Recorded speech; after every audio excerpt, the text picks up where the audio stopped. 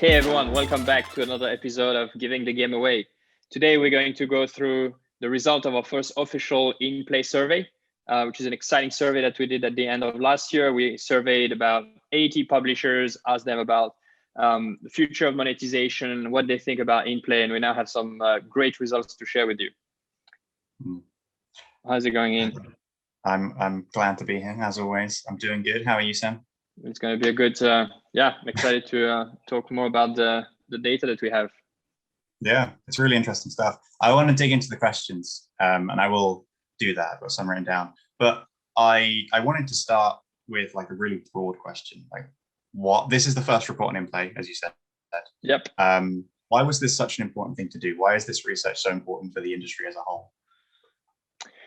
I mean, first of all, it's always interesting to ask your customers what they think about what you're building. So this was a great way for us to validate some of the assumptions that we had. Also a great way to compare the response of bigger publishers versus smaller publishers, and also really put in-play on the map. This is actual research, people using the technology, people thinking about using the technology. We really wanted to prove that we were at this inflection point, and that this was not just another format, but really a way of monetizing that publishers starting to embrace fully, not just a few publishers. So a lot of it was proof points, proving what we know with data and being able to make that available to the public, and hopefully convince a few publishers to also give in-play a shout. Yeah, a great answer. Obviously, we do have access to this data saying that in-play is doing really well, but this being the first survey of its kind, was even a little part of you nervous about what people were going to say, or are you just going into this very confident? I was surprised by the results, to be honest. When it came to what is the most exciting format, without giving away the questions, but I was confident that in-play would be in the top spots. I wasn't sure that it was going to be the most exciting format, so I was mainly surprised. I had some high expectations, talking to a lot of publishers day in, day out, but no, I think overall this was a really nice surprise, especially given the caliber of publishers who answered it. Yeah, it's a bunch of them were in PocketGamer.biz's top 50 devs or publishers. Yeah, that's right. I mean, we have a few like Gameloft, Neon Play, big publishers that are either working with us or starting to work with us. It was great to see that even for the ones that are not yet working with in-play, they're aware of in-play. We've really managed to create a category there that didn't exist even 6 months ago. So just redefining it, as I think we mentioned in a previous episode, why we came up with our own term to define this category. It's great to see that this is now common knowledge, at least in this industry. Yeah, it really is. So let's dig into some of the questions. I'm not going to go through literally every single one, but a bunch of them particularly stood out to me. And the first one is the fact that in-play got a lot of interest from a few specific genres, especially. Every genre was interesting, but the top 5 were puzzle, simulation, sports, racing, and hyper-casual. I'd love to hear your thoughts on why these genres were particularly interested in in-play. Yeah, when we first started, we tried to be focused, right? So first we focused on mobile, and then within mobile we looked at specific verticals where we thought it would make more sense. Sports and racing are obvious choices, because in real sport and real racing you have banners and you have ads, and so the location of those ads just makes total sense. So it's not a surprise to me to see them on the top spot. We also, after that, started to target hyper casual and casual, mainly because they are relying 99% on advertising to monetize. And so while a different format, this is a model that they understand well, and a lot of their KPI is about number of impressions per session without hurting retention. So it plays well with our strength, which is exactly that. You can place many more ads in the background, and we have proven that it doesn't affect the retention. So again, not a surprise, but a great validation of our assumption.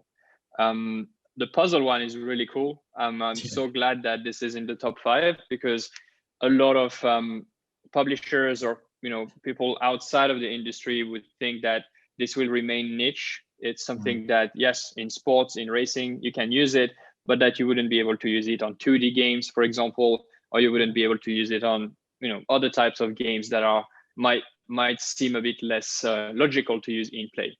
But I think what this shows is that we are offering a tool for publishers, not just a plug and play solution.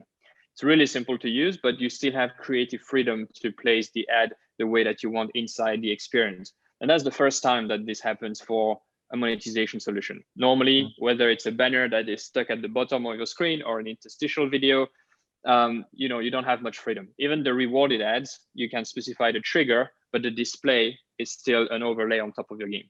So for the first time, we are offering a solution that is a lot more flexible and that plays into the creative part of the game or the publisher. And so obviously those guys being extremely creative have found ways to integrate in play that we even didn't think were possible. Puzzle games, we have a great example with Pixel, which is a publisher, and they've implemented a really nice integration of ads within their puzzle game, which is really cool. And I think we're going to see more and more of that as publishers start to think about what's possible to do with in-play.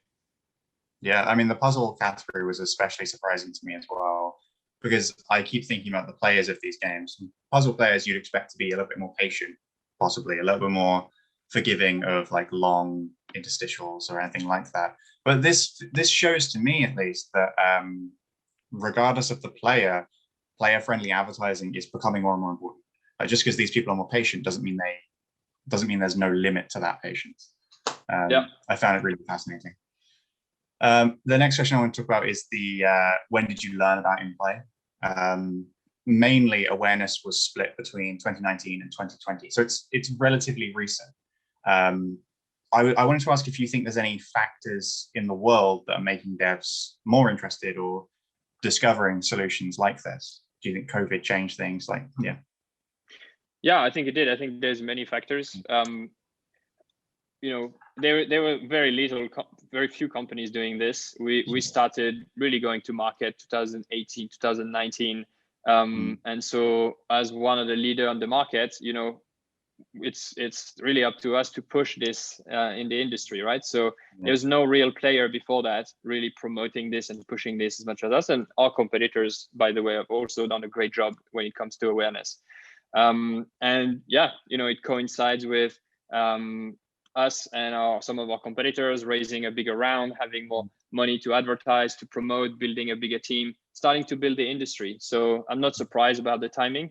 I think COVID accelerated gaming as a whole. The IDFA changes are creating uncertainty in the short term, which is forcing publishers to rethink what they're currently doing, how they're currently monetizing, a model that they didn't have to rethink for the last 5 years, because interstitial and rewarded video was the way to do it if you use advertising. But now, because performance CPMs might go down, we don't really know, but there is uncertainty. It definitely forces publishers to think, okay, is there anything out there that may be more COVID-proof, or just is there anything out there? Have I missed something? And in play and Admix specifically are ending up on top of the list of new things that are cool that publishers maybe did not know about. So this has, I think, accelerated their awareness of in play as a whole. I want to talk about IDFA briefly as well. Obviously, that's coming out in full force later this year. And I was curious what your prediction was in terms of when developers will turn to solutions like Admix, like in bigger numbers. Like, are people going to try out Admix before IDFA as a sort of preparation method, or is IDFA are these changes going to happen and then they'll realize that their current methodology isn't quite as robust as they hoped, and they'll switch? In January this year, we've seen a lot of publishers kind of scrambling to get their business in order for iOS 14.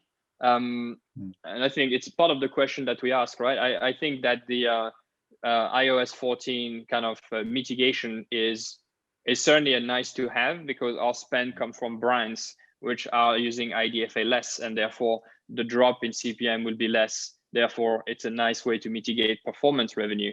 I don't think this will ever be the main reason why you would use Admix. We have much stronger selling points like additional revenue, no retention drop, player friendly, and so on. So I think it's always nice to have and be able to add that on top of the things that are really making Admix special. So I think why would people start using in-play more? Is going to be purely because they can see that this is significant incremental revenue. We now work with publishers where we represent 20, 25, 30% of their revenue, ad revenue, which is an incremental revenue that you can't just get by optimizing your interstitial videos. When you're already using all the top players, it's really hard to get incremental revenue per user. Or you can use Admix, and suddenly, because you're monetizing a totally new area of the game without impacting your existing revenue stream, you get to 20, 25% incremental. So in-play and Admix are the best way to get to incremental revenue. And I think that's going to be the main reason why, as we start proving that with bigger publishers, bigger case studies, it's going to be fueling the use of our system. Nice. Yeah, great answer. There's a lot of really interesting stuff in the pipeline already in terms of that kind of news. So next question. How have players reacted to using in-play ads? 57% said that their players love them. 36% said that they're unaffected. That's 93% of players having no or positive feelings towards advertising. That's really significant in the modern ad hating age. I think it's backward. It's 36% love them. Oh, sorry. Yes. Not that it makes a difference. And that was actually probably the most surprising answer, to have people actually loving advertising. I wouldn't comment on that. I think what matters is that they are not affecting the users, right? That's the most important thing. It's not necessarily what they think about the ads, but it's really about what does it translate into the data? Are people living the game because of the ads? And we talked about the fact that a lot of people with traditional ads are living the game, not necessarily because they're pissed off about the ads, but because the ads create these interruptions in the game that give them a reason to leave. And in-play doesn't do that. And that's extremely beneficial. And we had some great feedback as well from users who, when we ask them what they see, they talk about sponsorships or partnerships, not about advertising.